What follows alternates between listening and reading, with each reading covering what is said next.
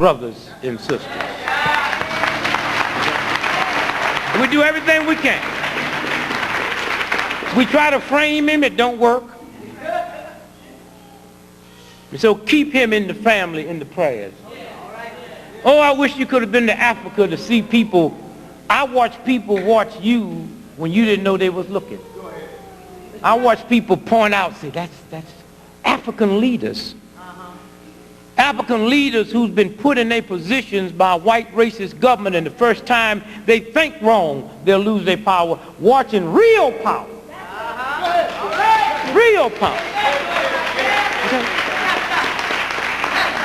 I watch this beautiful black brother over here go all over the country. You can't go nowhere. You don't see him. Thank God he one of the niggas I don't owe no money to. I mean, you know what I'm saying? Because I'm funny. When I owe you money, I duck, I go around the corner. No, I ain't lying. No, I don't even want to see you when I owe you money. And if I ever owe you some money, act like I don't owe it to you. We get along. Because I ain't going to pay you. You understand? No, I ain't going to pay you. And so let me say good evening to you today and good night today by thanking all of you for being here. And let me tell you something about a movement. Let me tell you something about a movement. A movement's not a movement because of you. Him by himself do not create a family. It's him and her creates the family. And out of that, things grow. You do not create part of this family till you bring somebody with you. Don't leave nobody at home and miss this good treatment. Hear me good now. Hear me good. Because once something happened, people who never had the time to give up a Saturday will come here. Come here for the rallies. Come here when they get caught. We owe it to the movement to go recruit them. They don't recruit cops after arrived.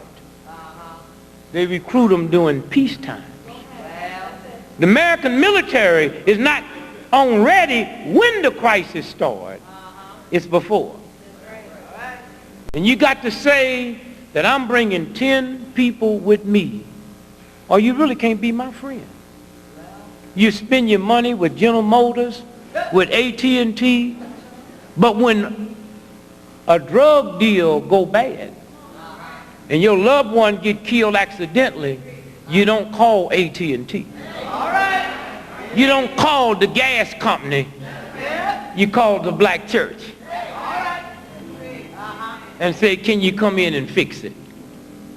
And so I say to you as I leave you, I want y'all to hear one of Malcolm's early speeches. When you have succeeded in dehumanizing the Negro, when you have put him down and made it forever impossible for him to be but as the beast of the field, when you have extinguished his soul and placed him where the ray of hope is blown out as in the darkness of the damned, are you quite sure the demon you have aroused will not turn and rend you? Our reliance is in the love of liberty which God has planted in our bosoms. Our defense is in the preservation of the spirit which prizes liberty as the heritage of all men in all lands everywhere. Destroy this spirit and you have planted the seeds of despotism around your own doors.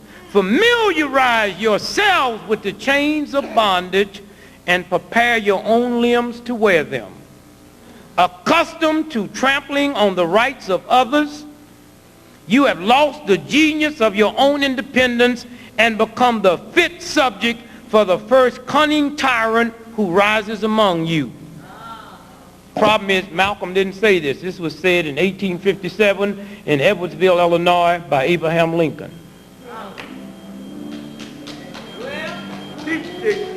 Abraham Lincoln said this to white folks. You become the fit subject for the first cunning tyrant. That's what Oklahoma was about. This tyrant bandit government blew up that building and killed all them children and blame it on a bunch of old renegade white folks who they gonna manipulate it so they can close this thing down. We don't have much time, and it ain't got nothing to do with white folks. We've destroyed the ecology. And as we sit here now at the bottom of the South Pole, every day there's 2.5 billion tons of ice that builds up. And that's why you feel something in your consciousness, because the planet is wobbling. You ever play with a spinning top? When it slows up, it starts wobbling, except it's wobbling to the left, which empowers black folks, particularly black women. Because we come from the left hemisphere, and white folks and men come from the right hemisphere. The right make you invent rockets and bombs and planes. The left, you can just travel. You just go. And they sit with their computers today, and they figured out the exact day that this planet will flip. They know it's May the 5th, the year 2000. 5 years from now. So y'all go on and play your games if you want to. Put your money in the bank. Behave yourself and do what white folks want you to do. The world ain't coming to an end. It's just going to be a little chilly. And those of us out here that got our stock in place, like you, like you, like you. You understand what I'm saying? Those that got our stock in place.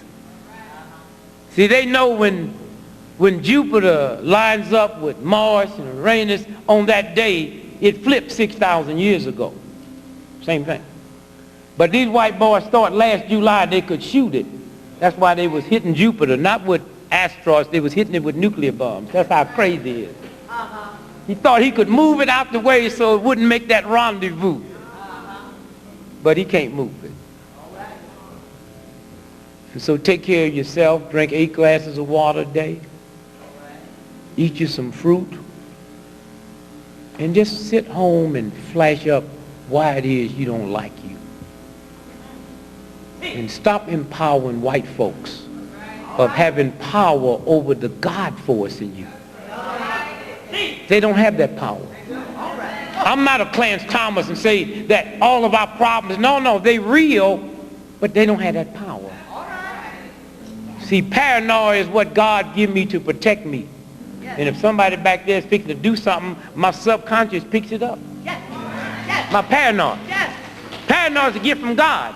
But God said, don't use this to hustle me.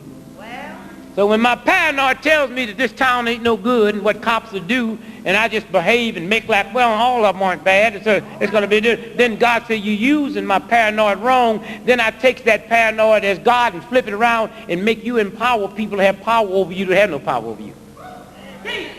I did it as a little boy growing up. We gave power. We said if we could just get rid of these old Mississippi redneck, ignorant, pot-belly crackers. And then I grew up one day and realized they don't have power over their own life. It's the people that run Harvard, Yale, MIT, the Fortune 500. I'm giving people power over me. The 2 most oppressed people on the planet that live in this country is black folks and Jews. And you can't find no more paranoia. When they sit in a room together, I give Jews power over me that they don't have, and they give me power over Jews. If Farrakhan died and disappeared from this planet today, a Jew still can't be president tomorrow. So it ain't Farrakhan. And so I say to you today, that the one great thing about New York City is not Manhattan. It's not some baseball team or some football team. It's not some Patrick Ewing who last year in the playoff made 1 point and don't nobody know he's shaving points. And they can play all their game for white folks they want. But they caught Michael Jordan, embarrassed him, that nigga found dead, that dope pusher with that checker he has in his pocket. And they started investigating Michael, and they told Michael to get out, to take the heat off of us. He didn't get out, so they popped his daddy. And then Michael got out and sit out, the heat's off, now he come back in. So don't tell me about athletes. When I walk in the house and I see people's picture on the wall and don't see his, then that bothers me. I'm not talking about athletes that can march down for a paycheck. I'm talking about brothers and sisters that can march in the cold. I was with you. I was with you. I saw something here walking through some housing projects one day. Oh, they tell y'all about Chicago housing projects? No, that's picnic for the pimp. Oh, no, y'all got the projects. Oh, y'all got projects here, damn, they got more people in them than they got in all Chicago. And when we was walking through the projects just singing Up With Hope, Down With Dope, 3,000 children is following this brother, hollering Up With Hope, Down With Dope. And I'm sitting there with tears in my eyes as a father of 10 black children and saying, when little children can utter dope as a negative. Most children in the ghetto never come in contact with dope until it's physically in their hands. And then we stopped at a corner and I looked up, and at the top of the balcony, at the top floor, I saw parents out looking down at their children on a corner and don't have to be afraid. Looking at their children talking about up with hope. As far as you could see, looked like they was touching the sky. They were so high up on the balcony. Parents coming out, looking down, seeing 3,000 children standing at that intersection, talking about up with hope, down with dope. And in the midst of all of that, they see him standing there. I don't know what got your hair like that, but thank God. No, I'm serious. Thank God I can stand on the 40th floor and recognize that there's hope. Hope. Hope. Hope. You understand? Hope. And so, I love him. I just hope that they'll never come up with no research that say nappy hair cure cancer. Then you got to run and get some kink quick. But keep this, brother. This is New York.